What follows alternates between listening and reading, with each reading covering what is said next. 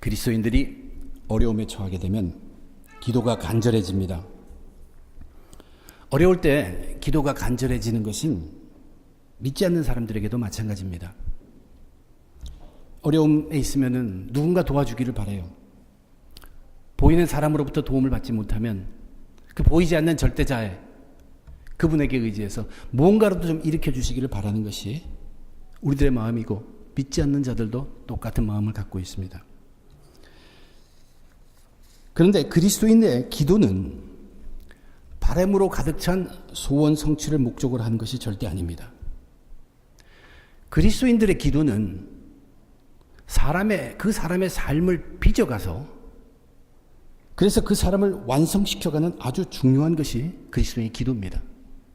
우리를 끌어가고 빚어가고 뒤로 갔다 앞으로 갔다 하면서 만들어갑니다. 하나님이 말씀하시는 완전함을 향해서 변화되어 갈 수 있도록 하는 것이 기도이기 때문에 굉장히 중요합니다. 근데 기도라는 것은 개념은 참 쉬운 것 같은데 막상 하려고 그러면 계속되지를 못하거나 한때는 뜨거웠지만 이것이 우리의 삶의 일부가 되기 굉장히 힘들다는 것을 저와 여러분은 경험해서 알고 있습니다. 그래서 이런 것을 극복하기 위해서 예수님이 살던 그 당시에 바리새인과 서기관들은 방법을 만들었어요. 그것이 뭐냐면 정한 시간을 놓고 그 정한 시간에 꼬박꼬박 하나님께 기도하자는 것입니다. 이것이 그들이 택한 방법인데 의도는 굉장히 좋았어요. 굉장히 훌륭합니다. 그러나 거기에 진정한 마음의 기도보다는 기도하는 행위에 더욱 묶여버리기 시작했어요. 그래서 사람들은 그 기도하는 행위만을 보고서 그 사람을 신령한 사람으로 느끼게 되고, 그렇기 때문에 진실하고 간절해야 하는 기도가 형식화되어 버렸고, 또는 더 나아가서 위선적이고 가식적인 것이 되어버리고 말았다는 얘기입니다. 오늘 우리에게 주어진 본문은 예수님께서 말씀하신 그 가운데서 우리 그리스도인들의 기도 생활에 대해서 굉장히 중요한 교훈을 얻을 수 있는 본문입니다. 그리스도인으로서 우리의 기도가 헛된 기도가 되지 않도록, 외식적인 기도 그뿐만 아니라, 그리고 참된 기도가 될 수 있도록 우리의 삶이 기도의 삶이 될 수 있도록 하는 예수님의 교훈입니다. 본론에 들어가기 전에 우선 주님이 이렇게 얘기하셨어요. 너희는 기도할 때 외식하는 자와 같이 하지 말라. 그들은 사람에게 보이려고 회당과 큰 거리 어귀에 서서 기도하기를 좋아하느니라. 내가 진실로 너희에게 이르노니 그들은 자기 상을 이미 받았느니라. 이 자기 상을 이미 받았다는 것이 평범하게 들리는데 굉장히 무서운 얘기입니다. 그리스도인들이 기도를 통해서 이미 그 기도하고 나서 자기 상을 다 받은 것이라고 한다면 그 기도 왜 합니까? 그리스도인으로서 모든 생명을 다 잃어버린다. 이건 굉장히 무서운 얘기입니다. 남에게 보이려고 그런 의도를 가지고 조금이라도 섞어서 우리가 기도한다면 거기서 끝이란 얘기예요.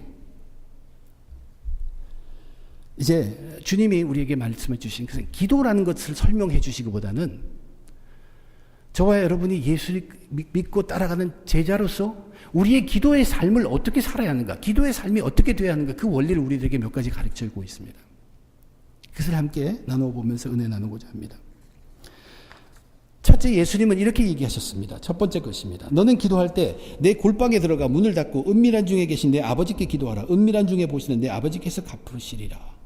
은밀함을 얘기하는데 주님은 뭐라고 했냐면 골방에 들어가서 문을 닫으라. 이게 무슨 말씀입니까? 골방에 들어가서 문을 닫으라. 은밀하다. 그러니까 숨는 것이냐? 근데 숨으란 말이 아닙니다. 골방에 들어가고 문을 닫고 이 표현을 가만히 생각해 보면 용기를 가지고 결단하라는 것으로 분명히 우리들에게 들립니다. 다른 거 다 제쳐놓고 기도할 수 있어야 한다는 얘기예요. 골방이라는 게 무엇입니까? 골방은 우리가 일상생활하는 삶을 사는 곳이 아니에요. 일상생활에서 빠져나와서 골방이라는 게 들어가는 것은 용기 있는 사람이 할 수 있는 얘기입니다. 구별하라는 것이에요. 떼어놓으라는 것이, 그리스도인들에게 이 구별하는 것, 떼어놓는 것, 이게 얼마나 귀한 것인지 모릅니다. 거룩이라는 것이 바로 그 의미입니다. 기도를 위해서 일상생활의 삶, 골방에서 살지 않아요, 우리. 근데 그걸 들어가라는 얘기예요. 희생이 있어야 한다는 것이에요. 버리는 것이 있어야 되는 것이에요. 내가 좋아하는 것 놓고 기도할 수 있는 그 결단. 우리도 그때 그런 걸 경험합니다. 어려움에 처하니까 그렇게 되더라고요. 이것이 바로 하나님이 우리를 사랑해서 기회를 주신 것이에요. 그 기회를 통해서 이제 기도의 삶을 살아라는 얘기예요. 그때 용기와 그 기회를 가지고 그렇게 살아가라는 것이지. 그래서 그 어려움을 주신 것이지. 그 문제 해결하는 것으로 끝나는 것이 결코 아니란 얘기입니다. 평상시에도 골방에 들어가서 문을 닫을 수 있는 용기와 결단. 기도의 생활 오래 하신 분들, 그것이 저절로 된 것이 아닙니다. 그 믿음의 삶 여정의 한 순간에는 용기를 가지고 결단했기 때문에 그 삶이 이루어진 것이지. 결코 그냥 가만히 내 방법대로 이렇게 그런다고 우리의 기도 삶이 하나님을 원하시는 삶으로 되지 않습니다. 어느 순간이라도 여러분 결단해야 합니다. 용기가 필요합니다. 하나님은 우리를 아픔을 주시는, 사랑을 하시기 때문에 아픔 주신다는 얘기가. 그래서라도 다른 것 다 제쳐놓고 용기를 가지고 기도에 뛰어들게 하시기 위함입니다. 문을 닫는다는 것, 이건 강한 결단의 표현입니다. 만약에 우리가 이러한 결단 없이 계속 신앙생활을 하면 기도가 필요할 때가 있어요. 큰 어려움이 닥쳐왔을 때 어찌해야 할지 모릅니다. 이 사람한테 저 사람한테 가서 좀 기도 부탁하고 그저 그럴 텐지 자기가 깊이 하나님과 놓고 하는 방법을 알 수가 없습니다. 그래도 기도의 힘을 믿지 못합니다. 말은 필요하다 그러고 계속 기도의 결과를 달라고는 하지만 생활이 그렇게 되어 있지 않기 때문에 기도의 힘을 모릅니다. 그리고 기도하지 않는 사람 살게 됩니다. 우리 그리스도인들에게는 기도의 제목은 끊일 수가 없습니다. 기도의 제목이 없을 수가 없습니다. 우리에게는 항상 있는 것이 기도의 제목입니다. 우리의 삶 전체가 기도의 제목이니까. 38 회개와 화해를 위해서 기도하자. 보통 때와는 좀 달리 내가 잠자기 전에 한번 생각하고 일어나서 말씀하고 기도하고 그것도 좋지만 정말로 내 삶을 떼어놓고 결단하고 기도할 수 있는 용기를 가지고 기도할 수 있는 그런 것이 필요하다는 것이, 그것이 바로 은밀함입니다. 하나님께서 그 은밀함을 보시고 은밀한 중에 갚아주신다는 것은 그 기도는 역사한다는 뜻이죠. 여러분, 은밀하는 것은 숨으라는 것도 아니고 남 몰래 조용히 하라는 것도 아니고 은밀함은 것은 내 속에 있는 결단입니다. 용기와 결단입니다. 이것은 하나님이 보십니다. 하나님께서 그 용기와 결단을 은밀한 중에 보시고 갚아주신다는 얘기입니다. 주님께서 처음으로 첫째로 우리의 기도의 삶, 그 시작을 얘기하는데 이것은 용기와 결단이 필요합니다. 떼어놓을 수 있는 용기. 이거 제쳐놓을 수 있는 용기. 그 시간에 무엇 때문에 다 빼는 것이 아니라, 그래서 기도 못하고 뒤로 묻히는 게 아니라 기도에 뛰어드는 용기와 결단력. 그리고 나서 주님께서 두 번째로 가르침은 이렇게 말씀하셨습니다. 기도할 때 이방인과 같이 중언부언하지 말라. 그들은 말을 많이 하여야 들으실 줄 생각하느니라. 그러므로 그들을 본받지 말라. 구하기 전에 너희에게 있어야 할 것을 하나님 너희 아버지께서 아시느니라. 기도를 들으시는 분이 들어야 하죠. 그러니까 우리는 자연스럽게 내가 한 기도가 들려야 되니까 또 하고 또 하고 또 합니다. 전달되었음을 확인하고 싶습니다. 이것이 우리의 마음이에요. 그런데 주님은 여기서 이방인들의 기도를 얘기합니다. 이방인들은 뭐다 대고 얘기합니까? 우상에다 대고 얘기합니다. 그들도 알아요. 우상 묻는다는 것. 나무, 돌. 그러나 무언가를 바라는 마음에서 그들은 그 우상 앞에서 자기를 향한 관심이 끊이지 않기를 계속 바랍니다. 그렇기 때문에 계속 소리 지르고 주문을 외고 심지어는 춤까지 춥니다. 왜냐하면 우상이여 나에게서 관심을 떨지 말라. 그것이 그들의 바람이에요. 그런데 예수님은 뭐라고 얘기합니까? 우리의 기도를 들으시는 아버지 하나님은, 내가 아버지 하나님께 관심을 두지 않고 있을 때에도 그분은 우리에게 이미 관심을 두시고 보시고 계시는 분이기 때문에 우리가 구하기 전에도 이미 너의 필요한 것을 알고 계시는 하나님이라고 예수님이 가르쳐 줍니다. 그러면 우리가 기도해서 해야 될 것이 무엇입니까? 우리는 들어야 합니다. 주시는 걸 바로 받아야 합니다. 기도의 삶은 우리가 간구했다, 이것이 기도라고 생각하기 쉬운데, 기도의 삶의 대부분은 받는 시간입니다. 이미 아버지께서 내 필요를 아신다. 주시고 계시다는 얘기예요. 바르게만 구하면 거기에 딱딱 맞게 주시고 하나님 주시는 분입니다. 우리의 기도의 삶이라는 것은 대부분이 받는 삶이에요. 어떤 때는 한참 지난 후에 하나님이 그렇게 주셨구나. 내가 그 주셨는데도 깨닫지 못했구나. 그럴 때도 있고, 특별히 기도의 시간에 아랬는데 그 시간에 엄청난 걸 부어주신 경우가 많습니다. 저는 스스로 그런 것을 경험합니다. 제가 기도하는 그 자리에서 주시는데 그 자리에서 주시는 것은요, 어느 책에서도 읽어보지 못한 것이고 누가 말한 것도 아니고 어느 곳에 가서 들을 수 있는 것도 아닌 정말로 놀라운 것을 주시는 것이 기도 속에서 하나님이 주시는 것들입니다. 그 즐거움을 맛보면 기도에 빠지게 되어 있어요. 듣는 것, 받는 것. 왜 우리가 기도를 반복합니까? 예수님도 겟세마네 그 기도하실 때 3번 같은 말을 하셨다 그랬어요. 우리가 반복하는 이유는 예수님 경우는 다르지만 우리의 경우는 우리가 부족하기 때문에 그래요. 이미 주셨어요. 이미 주시고 했는데 확신이 안 오고 의문이 생겼기 때문에 반복하는 거예요. 내가 반복하는 것은 하나님 앞에 하나님은 전지전능하시다. 다 아신다. 내 필요한 거 분명히 주시는 분이다. 그걸 믿고 다시 기도함으로써 이미 주신 것을 발견할 수도 있고 내가 한 기도가 틀렸다는 것을 알게도 되고 그리고 확신이 없을 때 확신을 주시기도 합니다. 주님이 주셨는데 이것인지 아닌지 다시 기도하는 거예요. 주님은 분명하게 답을 주십니다.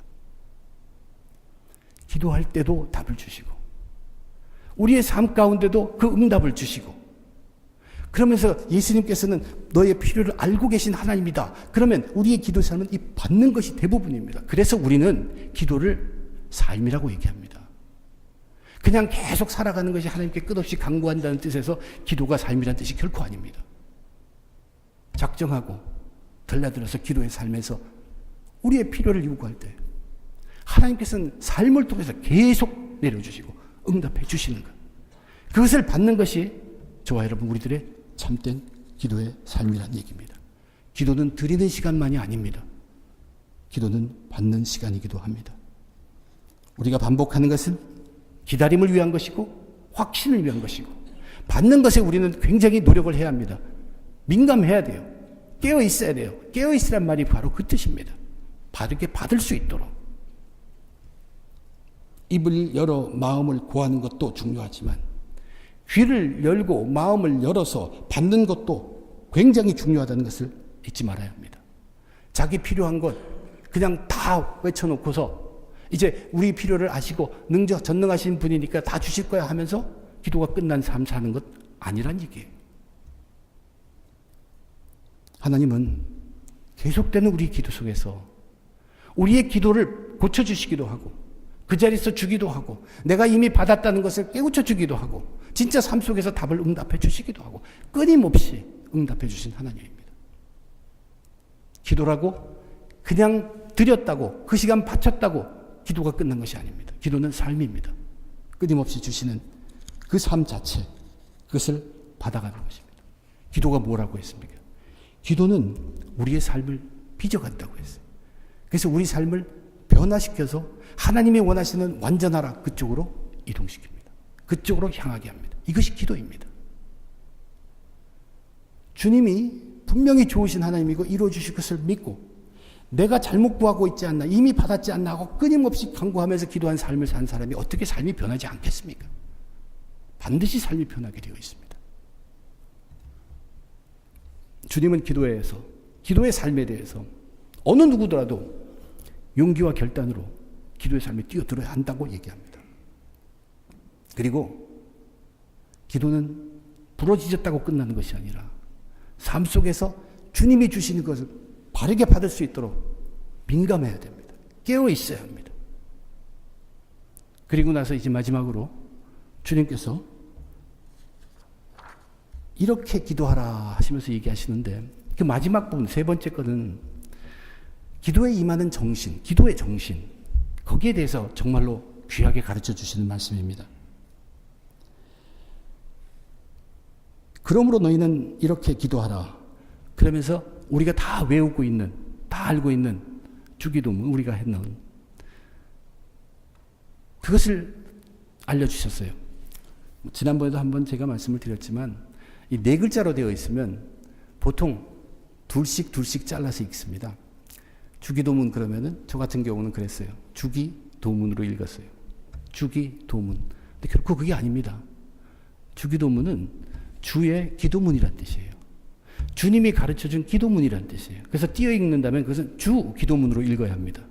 그리고 이것은 제자의 기도문입니다. 주님께서 가르쳐준 제자들이 해야 할 기도문이란 뜻이에요.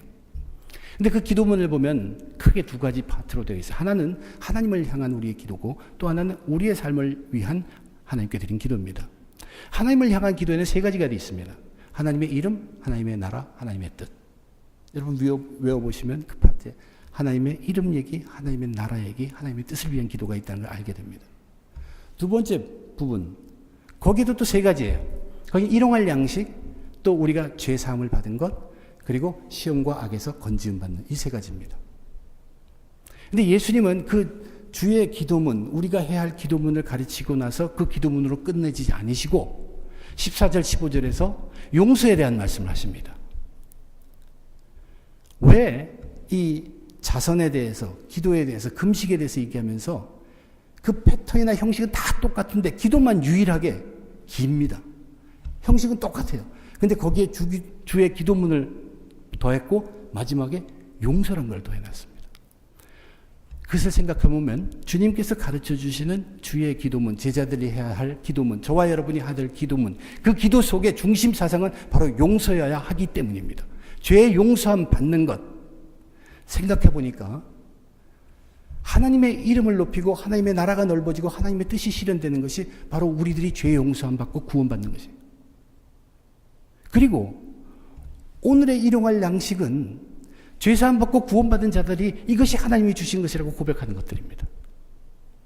그리고 시험과 악에서 건져달라는 것은 죄사함 받고 구원받은 자들이 성령의 도움으로 건지움을 받는 그 삶이에요.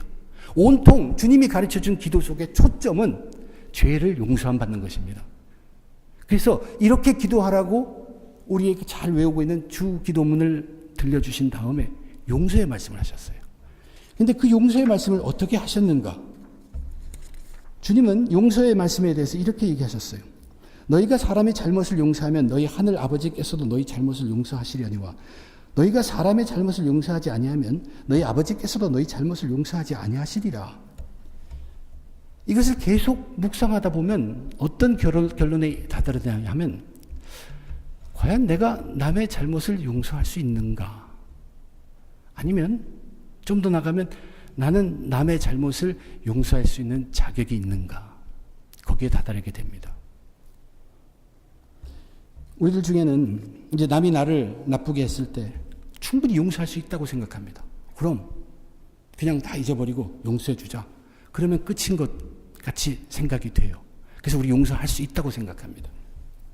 그런데 우리 사람의 용서는 결코 완전한 것이 아닙니다. 사람의 용서는 정말로 불완전한 것입니다. 제 경험에 이런 경우가 있어요. 제가 신학교 다니면서 이제 전도사로서 사역을 막 시작했는데 젊은 청년이 제 생각으로는 아무것도 모르면서 막 저하고 의견이 다르다고 대들고 그래가지고 화를 막 내면서 제가 제 생각 속에 내가 크게 당했다 한 생각을 들 정도로 막 화를 냈어요. 그때 제가 어떻게 생각했냐면 그래도 이제 내가 사역을 시작한 전도사니까 내가 참아야지. 내가 참자. 그리고 용서하자. 그냥 없던 것으로 하자. 혹 다음에 이런 일이 생기면 그때는 한번 좀 얘기를 해보자. 그렇게 생각하고 넘어갔어요. 근데 다음에 우연한 기회에 거기에 대해서 다시 그 청년과 얘기할 수 있는 기회가 생겼습니다. 근데 그때 발견한 게 뭐냐면 제가 예전에 그 일이 있었을 때 제가 옳은 줄을 알았는데 제가 모르는 게 하나 있었더라고요. 오히려 그 청년이 정말로 의를 위해서 저에게 분을 낸 것이에요. 여러분 그런 거 경험했을 것이에요. 제가 용서를 빌어야 할 사람인데 저는 어떻게 생각했습니까? 속으로 잘못했어. 제가 용서해 줘야지. 이게 얼마나 교만한 것인 줄 압니까?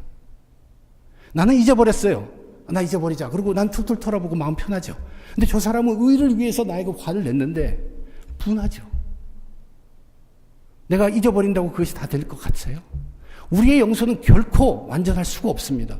왜 그런 줄 아십니까? 우리는 용서한다는 그 잣대가 자기의 의예요. 이 경우를 한번 생각해 보세요. 세 사람의 친구가 있어요. 아주 친합니다. A, B, C. 근데 B하고 C는 마음이 같았는데 어떤 문제에 대해서 A하고 달라요. 그래서 한참 이 B하고 C 또 A 셋이서 막 의견을 주고받고 격해졌어요. 아주 힘들게 됐어요. 그래서 더 이상 그만하자고 헤어졌습니다. 집에 가서 한참 있다가 그 B라는 사람, 그 둘, B, C 둘 중에 한 분이 A에 전화를 해가지고 뭐라 그랬냐면, 집에 오면서 생각해 보니까 내가 이걸 몰랐네. 정말 그렇게 보니까 네가 맞다. 미안하다. 용서를 구합니다. 근데 C라는 사람은 또 집에 와서 전화를 해요. 전화를 해서 뭐라고 그러냐면, 야, 우리 서로 친구인데, 그래, 네가 오늘 굉장히 잘못했지만 내가 잊어버릴게. 용서할게. 우리 그 친구로 지내자. 여러분, 똑같이 상황에서 한 사람은 용서를 구하고 한 사람은 용서를 하고 있습니다. 이것이 우리 인간들의 모습이에요. 왜냐하면 우리는 각자가 다 자기 의를 기준으로 해가지고 용서를 하기 때문에 이 용서는 결코 완전할 수가 없습니다. 근데 주님은 뭐라 그래요?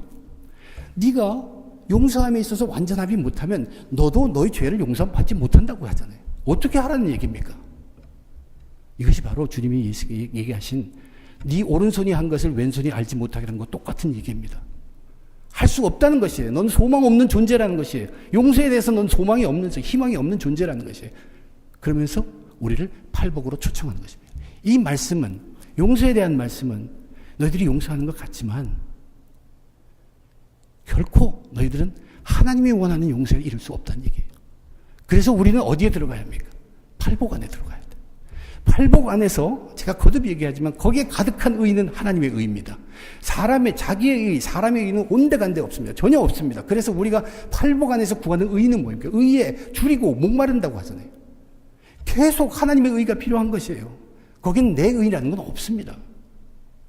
그래서 말씀과 성령으로 하나님께서 채워주시는 그 의로 살아가는 것이 팔복의 세계예요.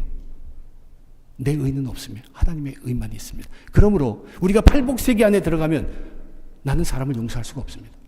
용서하는 것이 나로 인해 되어지는 것이 아니라 내가 팔복 속에서 그 하나님의 의에 의하면 예수의 십자가의 죽으심으로 해서 내 죄가 다 사함 받았다는 것, 거기에 완전히 젖어지게 됩니다. 그것에 젖어진 사람은 남을 용서하고 하는 것 따지지를 못해요. 컨퍼런스에 가서 하나 배운 것이 있어요. 무엇에 굉장히 중독된 사람, 그 중독을 고치는 방법은 다른 것에 중독되는 방법밖에 없답니다. 알코올에 중독되거나 담배에 중독되거나 갬블링, 도박 중독된 사람들은 무언가 다른 것에 중독되어야지만 거기서부터 벗어나올 수 있대요. 그것이 사실이래요. 그래서 그런 사람들이 예수를 믿으면 예수의 중독이 돼가지고 굉장히 잘 믿는 것, 그 사실 저도 본 적이 있습니다. 저와 여러분이 어떻게 돼야 합니까? 용서를 할래, 용서를 해야지, 용서해야겠다. 거기에 따른 게 아니라 우리는 십자가에 중독이 되어버리는 것입니다. 팔복의 세계에서 내가 구원받은 자라는 것에 중독이 되어버리면은 용서의 문제는 내가 하고 안 하고가 아닙니다. 용서는 저절로 되어지는 것이에요. 내 주위에서 나로 인한 관련된 모든 용서는 저절로 되어지게 되어 있습니다. 그런 방법으로만 우리는 7번씩, 70번씩이라도 용서할 수 있습니다. 그것이 예수님께서 베드로에게 답하신 것입니다. 그렇게 용서하라. 네가 너의 죄를 사함받은 사람이라는 것을 알라는 얘기예요. 거기에 빠져들어 있으라는 얘기예요. 그러면 내 주위에 있는 모든 용서함은 하나님이 해결해 주신다. 네가 너의 의로 결코 용서할 수 있는 사람이 아니다. 팔복의 세계에는 하나님 의밖에 없습니다. 그러면 예수님께서 왜 이야기를 하셨나? 주님은 바로 이것이 우리의 기도의 정신이 되어야 한다는 얘기예요.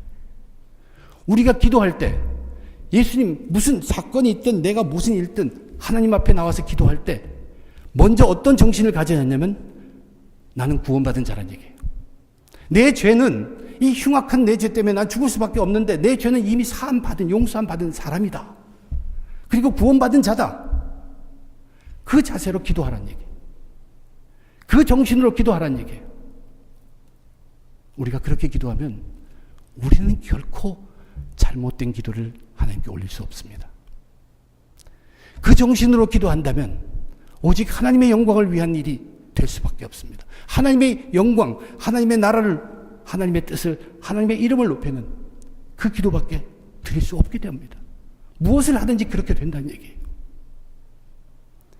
할 수 없는 것을, 우리의 힘으로는 감당할 수 없는 것을 예수님은 팔복 안으로 초청해서 감당할 수 있도록 한다는 것입니다. 사실 우리가 우리의 삶을 살면서 용서한다고 할 때는 자기 의가 있다는 얘기고, 사실 그것을 겉으로 낸다는 사람은 나 그때 정말로 화났다는 그 뜻입니다. 우리는 용서를 빙자해서 자기의 교만을 드러내는 것이에요. 우리는 그런 모습 다 갖고 있어요. 그래서 우리는 소망이 없다는 얘기입니다. 그렇기 때문에 우리는 팔복 안에 들어가야 돼요.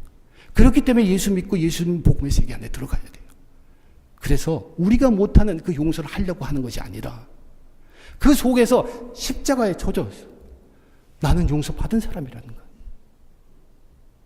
그것으로 하나님께 간구해 보십시오. 내가 절실하게 원하는 것 있더라도 그것을 먼저 내가 구원받은 자고 내 죄를 사함받은 자고 그래서 지금 살고 있는 자로서 그것을 간구하십시오. 바르게 간구하게 될 것이고 하나님이 명확하게 여러분에게 답을 주실 것입니다. 용서는 하는 것이 아니라 되어지는 것입니다. 그럴 때에야만 70번씩 7번씩 70번이라도 우리는 용서할 수 있습니다. 놀랍게도 우리가 십자가 앞에 다 부서지면, 우리가 다 부서져서 구원받은 자로서 기도를 하게 되면 상상도 하지 못한 엄청난 하나님의 능력이 그 후에 나타나게 된다는 것을 저와 여러분은 믿어야 합니다. 이것이 은밀한 중에 갚으시는 하나님의 우리들에게 주시는 상주심입니다. 십자가 앞에 우리의 의는 다 부서졌습니다. 저와 여러분, 우리들이 기도할 때 우리의 의는 있을 수가 없습니다. 그리고 십자가를 붙들어야 합니다. 죄 사함 받음을 감격하는 자로서 기도가 계속되어야 합니다. 이것이 예수님께서 가르쳐 주시는 우리의 기도의 삶입니다. 그러한 기도의 삶 속에서 하나님의 영광 받으십니다. 그리고 하나님의 능력도 우리 삶에 나타나게 될 것입니다. 저와 여러분, 우리 그리스도인들에게 기도라는 것은 생명처럼 중요합니다. 기도가 우리의 삶을 이끌어갑니다. 그리고 우리를 변화시키고 뒤로 가든 앞으로 가든 움찔움찔하면서 변화시키면서 완전을 향해서 가게 해주신다는 얘기입니다. 기도는 정말로 중요합니다. 기도를 소홀히 하시면 안 됩니다. 그냥 대충 이렇게 하면 나도 기도하는 사람 되겠지가 아닙니다. 기도는 소홀히 하는 것이 아닙니다. 용기와 결단이 필요합니다. 대강 기도하면서 살아갈 수 없다는 얘기입니다. 하나님이 아시고 용기를 내어서 기도의 삶을 결단하는 저와 여러분이 되어야 합니다. 그리고 기도는 단번에 드리고 끝나는 것이 아닙니다. 기도는 삶에서 증거되고 나타나며 그 삶 자체가 기도인 것. 왜냐하면 끊임없이 하나님께서 우리에게 주시기 때문이에요. 그래서 우리들은 신실하신 하나님을 믿고 세밀한 답까지 들을 수 있도록 인내하고 깨어있고 기다리면서 끝까지 기도의 삶을 살아가는 것입니다. 그리고 언제든지 기도할 때는 내가 예수님의 십자가에 의해 놀라운 구원받은 자, 용서한 받은 자임을 결코 잊어서는 안 됩니다. 내가 받은 구원을 잊어버리면 그 순간에 바로 살아오는 것이 우리 사람의 의예요. 자기 의가 자기도 모르게 살아오라서 하나님이 기뻐하시지 않습니다. 그러므로 철저하게 기도하기 전에는 먼저 내가 부서져야 합니다. 그리고 부서졌지만 하나님께서 구원해 주신 자로서 당당하게 하나님 앞에 겸손하게 무릎 꿇고 기도해야 합니다. 골방에 들어가서 문을 닫는 용기와 결단, 다 하시는 하나님께서 주실 것을 받을 수 있도록 민감하게, 그러면서도 끝까지 인내하며 반복한 우리의 기도의 삶, 또한 철저하게 십자가만을 붙들고 기도하는 그 삶, 기도의 삶을 통해서 하나님께서 은밀한 중에 갚아주시는 상으로 승리하시는 저와 여러분 되시길 주님의 이름으로 축원드립니다. 기도하겠습니다. 하나님, 은혜를 감사합니다. 그저 기도한다고 살아왔다면 다시 한번 하나님 앞에 정립하게 도와주시고, 나의 남은 평생 하나님 만날 때까지 단 한순간이라도 정말 용기 내서 결단해서 기도의 삶에 뛰어들 수 있게 주님 저희를 깨우쳐 주시옵소서. 그냥 부르짖으면 기도인 줄 알았는데 분명히 하나님은 필요를 다 하신다고 하셨습니다. 지금도 주시고 계시는데 우리는 들으려고 하지 않고 받은 것도 받았다고 기도를 감사하지 못한 우리의 삶 전체가 기도입니다. 깨어있고 끝까지 민감하게 들을 수 있도록 주님, 저희들 기도의 삶 충진하게 도와주시옵소서. 하나님, 자기 의를 세워서 내가 옳으니까 너가 틀렸다는 그 마음 다 버리게 해주시옵소서. 십자가밖에 없습니다. 십자가로 인해서 우리의 죄가 용서받았다는 그 정신으로 기도에 임하게 도와주시옵소서. 하나님은 은밀한 가운데 보시고 은밀한 중에 갚아주시는 아버지 하나님, 놀라운 그 상 놓치지 않도록 축복하여 주시옵소서. 주의 백성들 기도의 삶으로 변화해서 기도의 삶으로 완전해질 수 있도록 하나님 이끌어 주시옵소서. 모든 것 감사하며 우리 주 예수 그리스도의 이름으로 간절히 기도드립니다. 아멘.